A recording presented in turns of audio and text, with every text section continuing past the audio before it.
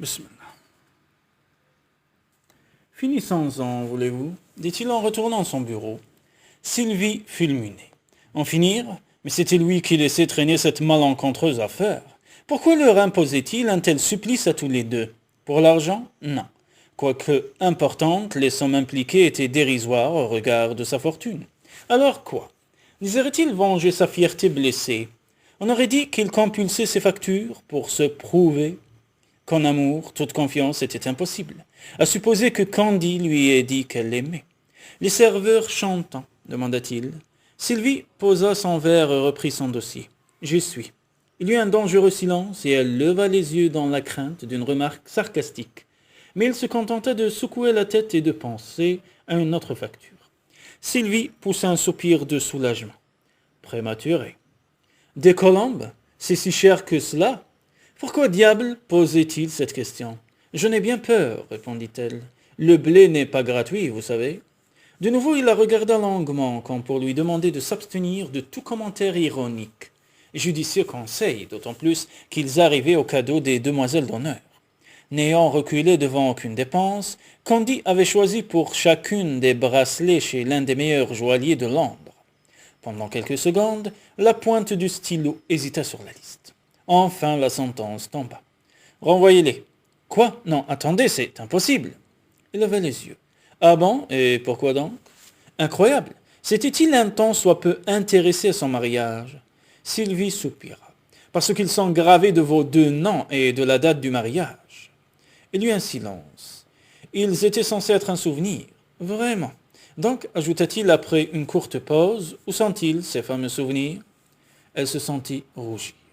C'est Candy qui les a, expliqua-t-elle d'une voix précipitée. Elle les avait enveloppés d'un papier cadeau pour que vous les offriez aux demoiselles d'honneur avant la cérémonie. Vous saviez qu'un dîner de pré-mariage était prévu, n'est-ce pas? Je l'avais noté dans mon agenda, de même que mon mariage lui-même. Sylvie leva les yeux vers lui. Quelque chose dans le regard de Tom lui alla droit au cœur, à tel point qu'elle eut toutes les peines du monde à lutter contre l'envie de lui serrer la main, de lui dire que tout finirait par s'arranger. Mais tout de suite, il reprit une contenance glaciale. Il y avait aussi des boutons de manchette pour les garçons d'honneur et pour vous. Avec nos noms gravés à l'intérieur? Non, juste la date. Utile, si je venais à l'oublier, remarqua-t-il avec une expression inattendue qu'elle interpréta comme un sourire. Elle avala une nouvelle gorgée d'eau. Je suis sûr que Candy vous le rendra. Oui, lorsqu'elle daignerait réapparaître, à coup sûr, elle n'hésiterait pas une seconde à vendre son histoire au magazine People le plus offrant. Sans les milliards de Tom McFarlane, elle aurait besoin de cet argent. Cependant, il continuait de regarder Sylvie de cet air étrange. Vraiment, reprit-il après un long silence. Admettons qu'elle me les renvoie, qu'en ferais-je? D'après vous, les revendre sur l'Internet? Oubliez ce que je viens de dire, soupira-t-il, comme elle ouvrait la bouche pour protester. Ce fut le gâteau qui eut raison du calme glacial de Tom McFarlane. Au lieu d'une création en chocolat blanc ou d'une de ces mignardises individuelles tellement à la mode, Candy avait opté pour le traditionnel gâteau aux fruits, une merveille à 3 étages, nappée d'un glaçage exquis et décoré du blason des Harcourt et du logo de la société de Tom. Paradoxalement, ce choix avait rassuré Sylvie. Pendant tous les préparatifs du mariage, Candy avait eu l'air de jouer à la mariée, telle une petite fille qui s'amusait avec une boîte à costumes et le maquillage de sa mère, ou, en l'occurrence, avec le compte bancaire d'un milliardaire. Or, ce gâteau laissait suggérer qu'elle envisageait son mariage avec un peu de sérieux, du moins peut-être. Où se trouve cette monstruosité? Le gâteau, voulez-vous dire? Bien sûr, le gâteau. Quoi d'autre, à votre avis? Qu'en a-t-elle fait, à part essayer de le refiler à notre gros naïf? Monsieur McFarlane, je ne vous permets pas. Mes collaborateurs sont des hommes et des femmes honnêtes, travailleurs et dignes de confiance, et puis qui voudraient d'un gâteau de mariage d'occasion? Qui voudrait d'une mariée d'occasion? Marmonna-t-il entre ses dents. Il marqua une pause pénible avant de reprendre. Donc, qu'est-il advenu de ce gâteau? Oh, vraiment, quelle importance, fut-elle sur le point de lâcher exaspérée. Toutefois, elle ne pouvait lui donner tort. Malgré sa réussite, Tom McFarlane n'avait jamais oublié ses origines modestes et s'effarait des sommes folles gaspillées dans ce fiasco. Pour lui, un détail, comme ce gâteau, avait toute son importance. Il attend chez le pâtissier, dit-elle enfin. Dans ce cas, téléphonez-lui pour lui dire de me le livrer chez moi ce soir. Immédiatement, mademoiselle Smith, ajouta-t-il comme elle le regardait sans rien faire. La jeune femme s'exécuta tout en se demandant ce qu'il pourrait bien faire de 5 kilos de fruits confits, de pâte d'amande et de glaçage. Bah, ce n'était pas son problème. Il aimait peut-être le gâteau aux fruits. Sinon, il n'aurait qu'à le donner au canard. La liste continuait avec une multitude de babioles. Menus, plans de table, confettis, bougies, pétards et autres papillotes, remplis de petits cadeaux pour chacun des invités. Candy n'avait négligé aucun détail sans l'organisation de ce qu'elle désirait être le mariage le plus incroyable, le plus extravagant de l'année. Tom survola cette liste sans broncher jusqu'à la dernière facture, celle de ses honoraires qu'elle avait baissé de 20%. Vous n'offrez pas de garantie de remboursement? Tous les services de ma société comportent une garantie, même contre les vols de fiancés. Sylvie s'abstint de sourire. Malheureusement non, monsieur McFarlane. Ce qu'il est advenu de votre fiancé n'est pas de notre ressort. C'est vrai, mais vous passez peut-être à côté d'un créneau commercial, observa-t-il en rédigeant le chèque. Comme les choses seraient simples si l'on pouvait choisir la fiancée idéale dans un catalogue. Quand pour une machine à laver, une voiture, demanda-t-elle en s'interrogeant sur ses propres exigences en la matière. Une fiancée qu'on choisirait pour ses performances, pour sa silhouette, son esthétique? Tout à fait. Même si, remarqua-t-il en détachant son chèque du carnet, les femmes et les voitures de luxe coûtent très cher à l'entretien et prennent une sacrée décote. Il regardait le chèque sans le lui tendre. Vous avez tout de même fait une bonne affaire, mademoiselle.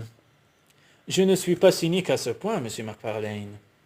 Comme il ne se décidait pas à lui donner son chèque, elle entreprit de ranger ses feuilles avec une lenteur et un calme ostensibles, pour bien lui prouver qu'elle était maîtresse d'elle-même, qu'elle ne songeait pas du tout à prendre son argent et à partir le plus vite possible. Ses affaires enfin rassemblées, elle le regardait de nouveau. De toute façon, un mariage organisé par SDS est un événement qui ne se présente pas deux fois dans une vie. Heureusement. Sans la quitter du regard, il plia le chèque et le glissa dans la poche de sa chemise. Incrédule, Sylvie le regardait se lever et se diriger vers la porte. « Allons-y, voulez-vous, mademoiselle Smith ?»« Où donc ?» demanda-t-elle en se levant lentement. « Eh bien, cherchez toutes ces babioles inutiles que je dois vous payer. »« Hein ? Était-ce vraiment nécessaire, d'autant plus qu'elle avait d'autres engagements. Ses employés pouvaient se débrouiller sans elle, mais Dolores Castillo ne lui pardonnerait jamais de lui avoir posé un lapin. « Je suis à votre disposition pour vous les faire livrer, » dit-elle d'une voix rapide. « Pourquoi pas, si cela est plus pratique pour vous. » Le soulagement de Sylvie fut de courte durée. « Je suppose que vous n'allez pas me faire payer la livraison. »« Non, non. » Il hocha la tête. « Je quitte le pays ce soir, mais nous pouvons terminer tout ceci le mois prochain, à mon retour. Le chèque peut attendre jusque-là. »« Quoi ?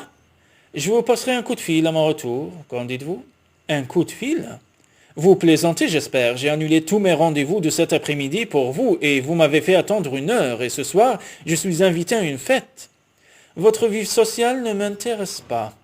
Je n'ai pas de vie sociale, vraiment. » Il l'enveloppa d'un bref regard qui glissa sur elle comme une caresse intime, infiniment troublante. Tremblante, elle s'efforça de se reprendre.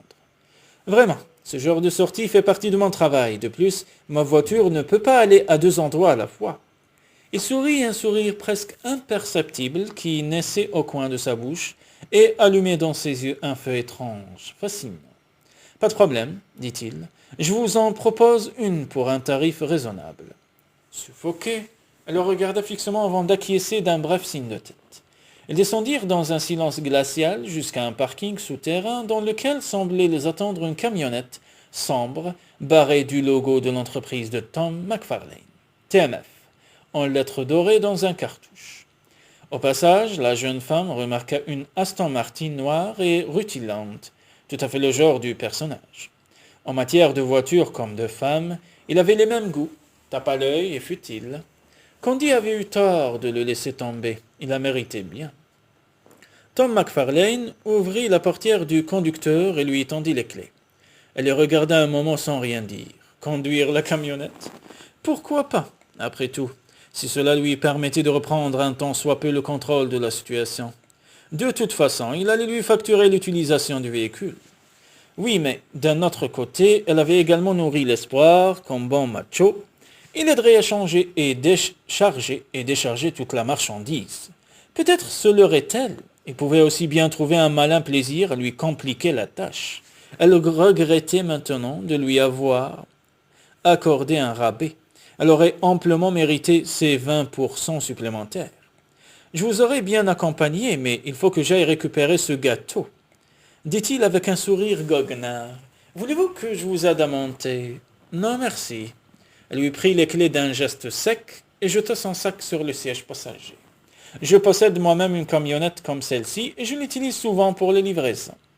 En jupe de tailleur et talons hauts, comme elle le foudroyait du regard, il haussa les épaules, l'air de dire « Quand vous voudrez » et recula. « Ce n'est pas moi qui me plains, de toute façon, » remarqua-t-il la croix. Bien sûr, pour grimper dans l'habitacle, elle avait dû remonter sa jupe et dévoiler ses longues jambes gainées de dentelle.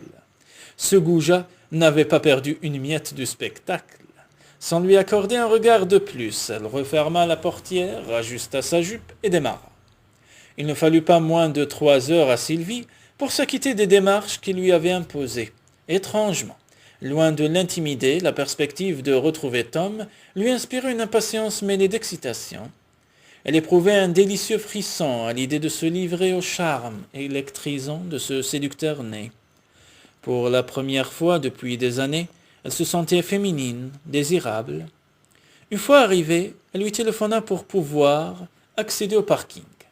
Elle n'eut pas le temps de se garer qu'il était déjà descendu de la rejoindre. « Eh bien, vous en avez mis du temps. » Elle lui jeta un bref regard de colère. « Ça va, je peux me débrouiller. » lâcha-t-elle comme il ouvrait la porte et lui tendait la main pour l'aider à descendre. « Je sais, mais comme j'ai déjà vu vos sous-vêtements, cette fois-ci, nous allons procéder à ma manière, d'accord ?»« Goujat !» lança-t-elle.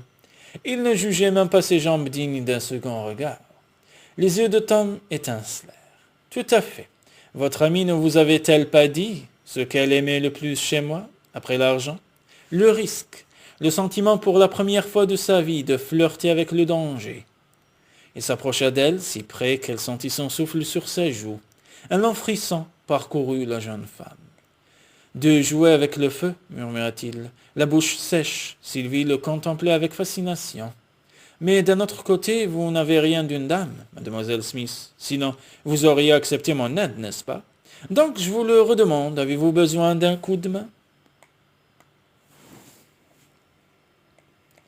Un brusque accès de colère s'empara de la jeune femme. Seulement pour décharger ses boîtes.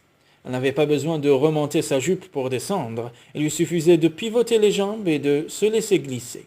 Mais puisqu'il semblait décidé à la pousser à bout, elle n'allait rien faire pour lui simplifier la tâche. Délibérément provocatrice, elle posa les mains sur le bord de sa jupe comme pour la remonter. Elle n'en eut pas le temps. Anticipant son geste, Tom lui saisit la hanche et la souleva. Elle s'accrocha à ses épaules en poussant un petit cri de surprise.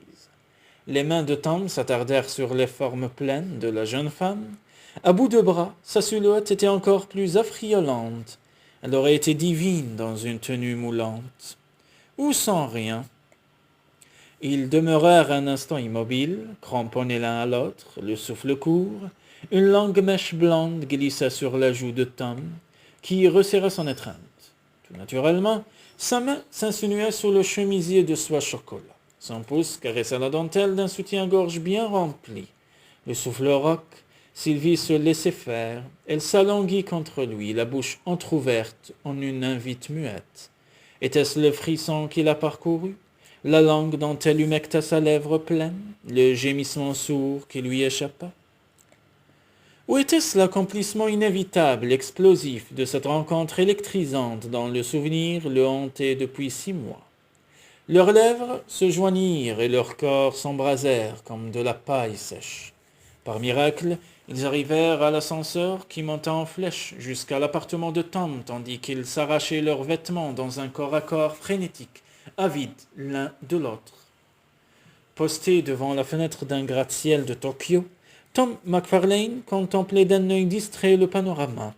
Voilà plusieurs semaines déjà qu'il était parti à l'autre bout du monde, fuyant le souvenir d'une femme. À la dernière minute, il avait annulé son voyage aux îles Moustiques pour sauter dans le premier avion. Arrivé en Extrême-Orient, il s'était immédiatement replongé dans le travail. Un signal sonore annonça l'arrivée d'un courriel. Il s'assit avec un soupir. C'était sa secrétaire qui lui écrivait. La lecture du message lui arracha un jurant. Une carte postale représentant l'opéra de Sydney était posée à côté de l'ordinateur. « J'aurais aimé que vous soyez ici, lut-il à mi-voix avant de la déchirer. « Tout va bien ?» C'était par ces paroles que Sylvie avait pris congé de Tom Macfarlane. Des paroles auxquelles ce test de grossesse positif donnait un sens tout à fait ironique. Lorsqu'elle avait cherché à le joindre pour lui annoncer la nouvelle, sa secrétaire lui avait appris qu'il était parti plusieurs semaines aux îles Moustiques. Sylvie avait raccroché avec un serrement de cœur. C'était là qu'il aurait dû passer sa lune de miel avec Candy.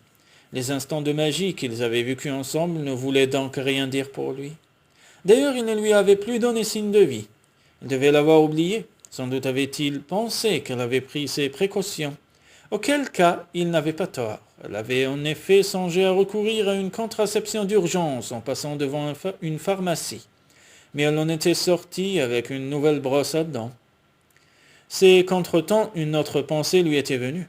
À l'aube de la trentaine, une grossesse n'aurait rien d'une mauvaise nouvelle, pour elle du moins. Quant au père de l'enfant, autant ne plus y penser. Elle avait toutefois reçu par la poste un chèque accompagné d'une note écrite à la machine. Pour solde de tout compte, suivi d'initiales indéchiffrables, elle n'avait pas tenu compte des 20% qu'elle lui avait pourtant consentis, histoire d'avoir le dernier mot, sans aucun doute. Par fierté, elle avait tenu à lui rembourser cette réduction, mais une secrétaire lui avait répondu par courrier que l'erreur était volontaire de la part de M. Macfarlane. Officiellement donc, elle n'avait plus rien à voir avec lui, sauf qu'il avait le droit de savoir qu'il allait devenir père. Forte de cette pensée, Sylvie s'arma de courage pour lui téléphoner à son bureau. On l'informa qu'il n'était toujours pas rentré de congé. À la réflexion, une lettre ferait mieux l'affaire. Installée à son bureau, la jeune femme arracha une page blanche d'un bloc-notes, décapuchonna un stylo dont elle mordit l'extrémité. 1 heure plus tard, la lettre n'était toujours pas commencée. Comment dire à un homme qu'elle connaissait à peine qu'elle était enceinte de lui? Comment expliquer à un célibataire qui semblait n'avoir aucun désir d'enfant que cette grossesse était la chose la plus magique qui lui soit jamais arrivée? Comment lui faire partager sa joie, son émerveillement? Comment lui faire comprendre que tout à coup, sa vie avait trouvé un sens? Ah non, pas de radotage. Mieux valait rester concise, factuelle, neutre. Ensuite, libre à lui de prendre sa décision. Elle se mit à écrire. Cher Tom. Non, trop familier, trop chargé de souvenirs aussi. C'était ce nom qu'elle avait crié lorsqu'il l'avait amené au sommet du plaisir. S'efforçant de songer aux 20% d'abattement, elle poursuivit. Cher monsieur Macfarlane, je vous écris pour vous apprendre qu'à la suite de notre... Notre quoi? Comment évoquer cette tendresse inattendue qu'il avait eue pour elle, les larmes qu'elle avait versées. Il n'avait pas compris pourquoi elle pleurait, mais quoi d'étonnant. Tout va bien, avait-elle seulement trouvé à dire. Et c'était vrai d'ailleurs. Pendant cet instant magique, tout allait si parfaitement, merveilleusement bien. Elle lui aurait d'ailleurs dit si le pâtissier n'était pas arrivé sur ses entrefaites pour livrer le gâteau, si son assistante n'avait pas choisi ce moment pour lui téléphoner. Elle avait donc dû ramasser ses affaires à la va-vite et partir en coup de vent, s'excusant dans « il faut que je m'en aille ». Avec un soupir, elle reprit sa lettre. À la suite de notre récente rencontre, j'attends un enfant pour juillet. Voilà, c'était clair, net et sans embâge, mais tellement éloigné du tourbillon d'émotions qu'elle avait ressenti en lisant le test de grossesse. N'allez surtout pas croire que je vous tiens pour responsable de mon état. Le choix de cette grossesse revient à moi seul, et je suis parfaitement capable de subvenir aux besoins de mon enfant. Je ne vous écris pas pour réclamer quoi que ce soit de vous, mais seulement pour vous informer que vous allez devenir père. Si vous souhaitez faire partie de la vie de cet enfant, j'accueillerai volontiers votre contribution sans aucun sentiment d'obligation envers moi. Soyez assurés que je ne chercherai plus jamais à vous joindre et que si nos chemins devaient se croiser, Je n'évoquerai jamais ce sujet. En l'absence d'une réponse de votre part, j'en déduirai que vous ne désiriez pas intervenir dans la vie de cet enfant. Qu'ajouter d'autre, à part les formules de politesse d'usage, qu'elle ne l'oublierait jamais, qu'il avait brisé le mur protecteur qu'elle avait érigé autour d'elle depuis que Jérémie l'avait abandonnée, juste avant leur mariage, qu'elle lui en serait éternellement reconnaissante, ainsi que du don qu'il lui avait fait de ce bébé. Non, tout cela ne le regardait pas au fond, et puis elle ne voulait surtout pas qu'il reconnaisse cet enfant par culpabilité. S'il ne lui répondait pas, au moins elle épargnerait à son enfant la désillusion que son propre père lui avait fait subir. Une larme tomba sur le papier et brouilla l'encre. Alors, elle était ridicule. Elle n'avait aucune raison de pleurer. Essuyant ses larmes avec ses pommes, elle prit une feuille blanche et recopia son brouillon, puis glissa la lettre dans une enveloppe qu'elle ne timbra pas, préférant la déposer directement dans la boîte de Tom McFarlane, pour être sûre qu'elle ne se perdrait pas ou qu'elle ne tomberait pas entre ses mains. Des mains indiscrètes. Cette besogne effectuée, elle rentra chez elle pour commencer à réfléchir à la manière dont elle allait arranger sa vie, sa nouvelle vie. Le prochain vol pour Londres allait partir dans 1 heure. Après 4 mois de pérégrination à travers le monde, Tom rentrait enfin. Cela faisait 4 mois qu'il fouillait le souvenir gravé dans son cerveau de Sylvie Smith et de ses larmes silencieuses. Il ne pouvait pas en rester là. Dès aujourd'hui, il allait la retrouver et la supplier de lui pardonner. Avant de faire vérifier son passeport, il s'arrêta à une librairie pour acheter de quoi lire pendant le long vol qu'il allait prendre, et s'immobilisa brusquement dans les rayons. Sur une couverture de magazine, le visage qui l'obsédait jour et nuit, depuis tant de mois, le regardait avec un sourire serein. Heureux événement pour Sylvie Smith, proclamait la légende. Un bébé de Louis. Aussitôt un irrésistible sentiment de toute puissance l'envahit. Sur la photo, rien n'indiquait qu'elle était enceinte, mis à part cet éclat particulier qu'ont dans le regard les femmes qui portent la vie. Elle ouvrit le magazine à la page de l'article et reçut un coup de queue au cœur. Sylvie posait en double page en compagnie d'un homme grand et blanc. Un texte accompagnait la photo. Les retrouvailles de Sylvie Smith avec son amour de jeunesse. Notre organisatrice d'événements préférée qui vient d'annoncer qu'elle attend un bébé pour cet été est vue ici avec Jérémie Elier, comte de Melchester, récemment divorcés, promis l'un à l'autre dès leur enfance. Leur projet de mariage avait été mis en suspens par le décès brutal du grand-père de Sylvie. Quelle joie de les voir réunis dans le bonheur. Abasourdi, Tom lut 2 fois le court passage avant de reposer le magazine et de se diriger vers le guichet pour changer son billet d'avion. Où désirez-vous aller, monsieur McFarlane? Peu importe.